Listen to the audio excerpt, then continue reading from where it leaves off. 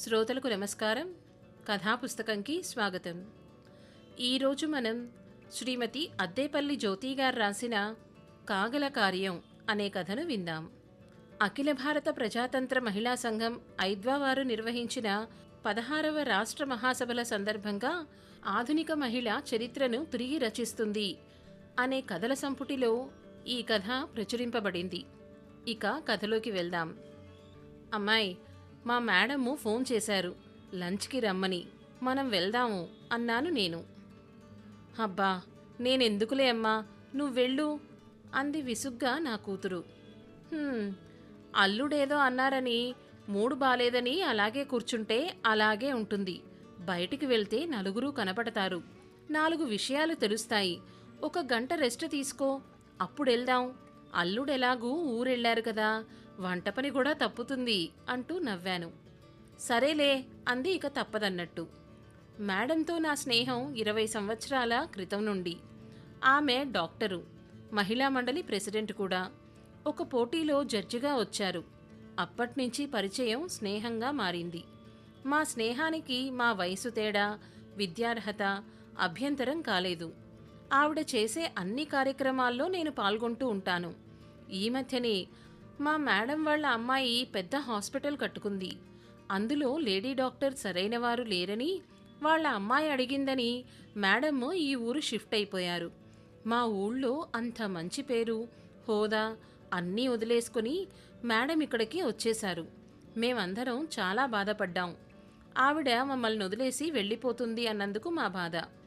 మీ అమ్మాయి ఇక్కడేగా ఉంటుంది, తన దగ్గరకు వచ్చినప్పుడల్లా నన్ను కలు అని మేడం ధైర్యం చెప్పారు. అమ్మాయి కోసం వచ్చినప్పుడల్లా ఆవిడ్ని కలవడం తప్పనిసరి అయిపోయింది నాకు. మేం వెళ్లేసరికి మేడం గారు 2 ఫ్రెండ్స్ ఉన్నారు. వాళ్ళు కూడా డాక్టర్సేట. మాకు పరిచయం చేశారు. అయ్యో మేడం, మీ ఫ్రెండ్స్తో మీరు ఎంజాయ్ చేయక మమ్మల్ని కూడా రమ్మన్నారు మీ మధ్యలో అంటూ ఆగాను. మా కబుర్లు మీరు కూడా వింటారు, ఆనాటి ముచ్చట్లు తెలుసుకుంటారని మిమ్మల్ని కూడా రమ్మన్నాను అంటూ నవ్వారు మేడం. మా మేడం వయసు 80 దాటింది. ఆవిడ ఫ్రెండ్స్ కూడా అంతేగా మరి. మేడం ఫ్రెండ్స్లో ఒక ఆవిడ, మా ఫ్రెండ్ విజయలక్ష్మిని సన్మానాల లక్ష్మి అంటాం అంది నవ్వుతూ ఆవిడ్ని చూపిస్తూ. నిజమే, మా మేడం డాక్టరే కాక మంచి రచయిత్రి. ఆమెకి డాక్టర్గా సన్మానాలు, రైటర్గా సన్మానాలు అస్తమానం అవుతూనే ఉంటాయి.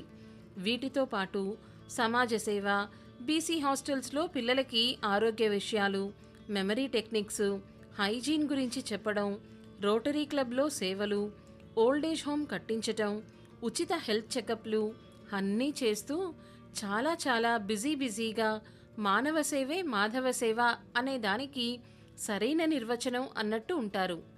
ఈ వయసులో కూడా చాలా చలాకీగా మీటింగుల్లో ఉపన్యాసాలివ్వడం, ఆపరేషన్లు చేయడం, ఓపీ చూడ్డం, యువతకి మార్గదర్శనం చేయడం, ఎన్నో సమస్యలకి పరిష్కారాలు రాసి యూట్యూబ్లో అప్లోడ్ చేస్తూ తనని తాను అప్డేట్ చేసుకుంటూ అందరికీ ఆదర్శంగా ఉంటారు. మధ్యలో కథలు, నవలలు రాస్తూ యువ రచయితలని ప్రోత్సహిస్తూ మీటింగ్లు పెడుతూ వారికి సన్మానాలు కూడా చేస్తూ ఉంటారు. ఆవిడ పిల్లలు, ఇప్పుడు మనవలు కూడా డాక్టర్లే. నువ్వు ఊర్లోకొచ్చావని తెలిసింది, అందుకే లంచ్కి రమ్మని పిలిచాను. మా ఫ్రెండ్స్ని కూడా నీకు పరిచయం చేద్దామని. నువ్వు మా కబుర్లు నవ్వులు విని ఏంటా కబుర్లు, ముసలోళ్ళకి దసరా పండగ అని అనుకున్నా సరే అంటూ పకపకా నవ్వేశారు. మేడం ఫ్రెండ్స్ శృతి కలిపారు ఆవిడతో. ఆవిడ ఫ్రెండ్స్ ఇంకో ఫ్రెండ్కి వీడియో కాల్ చేసి, చూడు నీతో ఎవరో మాట్లాడతారట అంటూ మా మేడంకిచ్చారు ఫోను. అది నన్ను గుర్తుపడుతుందో లేదోనే పాపం, దాన్ని ఇరకాటంలో పెడతారెందుకే అంటూ నేను విజయలక్ష్మిని అంటూ చెప్పేశారు అవతల వీడియో కాల్లో మాట్లాడుతున్నావిడికి.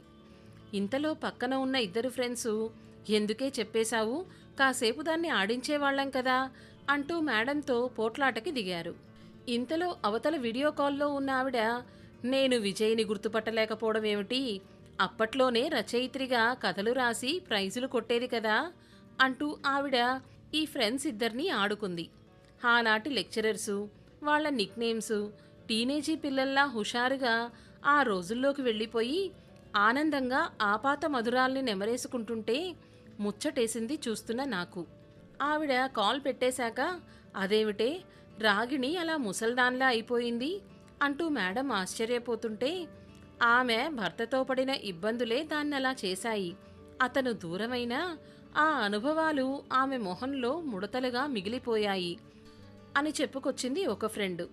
ఇంకో ఫ్రెండు నిట్టూరుస్తూ ఇలా చెప్పింది, అతను ఇంజనీరు, వేళాపాళా లేని డాక్టర్స్ టైమింగ్స్ చూసి విసుక్కునేవాడు. ఇంకెవరూ డాక్టర్లు లేరా, అందరూ నీలాగానే ఉన్నారా అంటూ, కుటుంబం అక్కర్లేదా అంటూ, అలాంటప్పుడు పెళ్ళెందుకు చేసుకున్నావంటూ నానా మాటలతో హింస పెట్టేవాడు. అతనికి నచ్చ చెప్పలేక, వృత్తికి ద్రోహం చేయలేక చాలా బాధపడేది.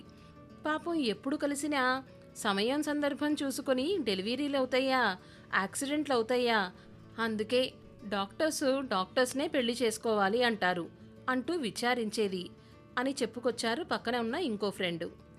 డాక్టర్స్ దంపతులకి ఇబ్బందులుండవు అని దాని అమాయకత్వంతో అది అనుకుంది. మనం ఎన్ని పడలేదు, భర్త అనేవాడు అనాలి, భార్య అనేది పడాలి. ఇది చదువుకున్నా చదువుకోకపోయినా అందరి భర్తల అభిప్రాయం కూడాను.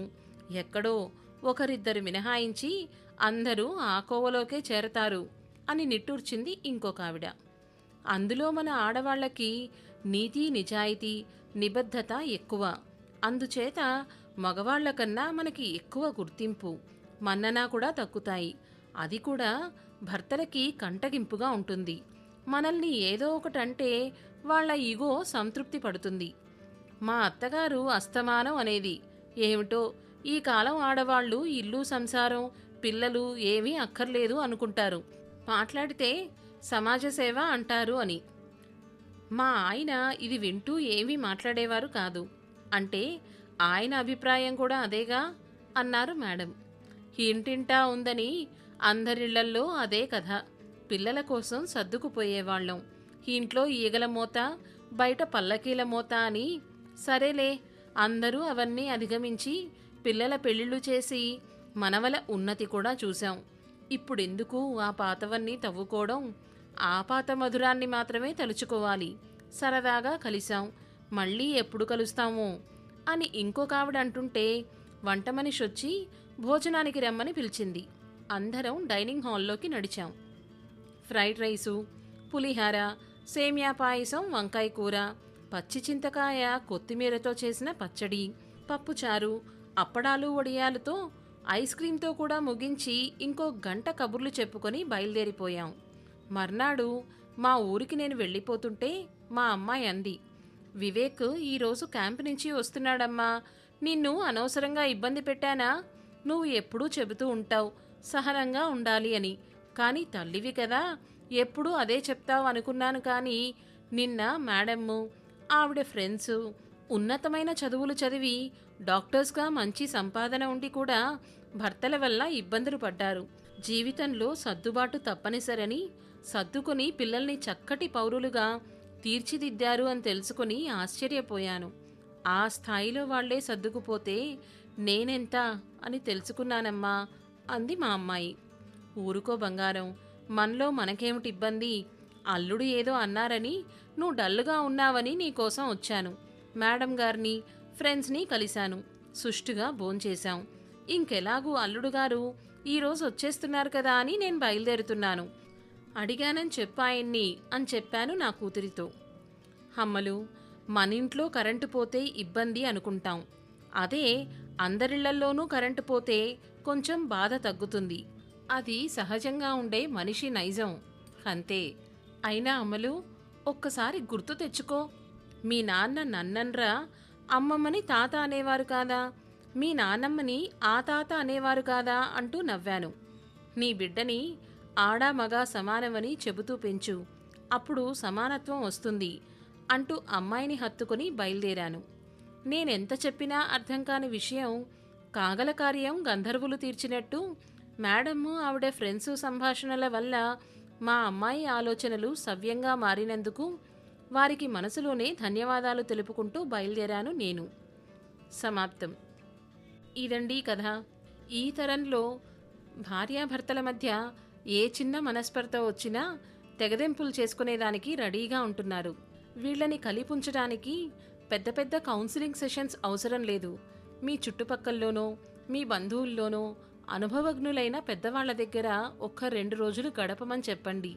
వాళ్ళ అనుభవాలే వీళ్ళకి పాఠాలవుతాయి. సమస్య మనకి మాత్రమే ఉంది అనుకుంటే ఆ బాధ చాలా ఎక్కువగా అనిపిస్తుంది.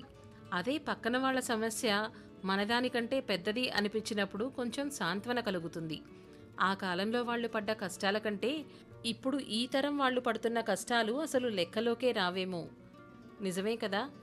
ఈ కథ కనుక మీకు నచ్చినట్లయితే లైక్ చేయండి, షేర్ చేయండి. మీ అభిప్రాయాల్ని కమెంట్ రూపంలో తప్పక వ్యక్తపరచండి. మరిన్ని సందేశాత్మక, వినోదాత్మక, సామాజిక కథలు వినాలి అనుకుంటే కథాపుస్తకం ఛానల్ని సబ్స్క్రైబ్ చేసుకోండి. ధన్యవాదాలు.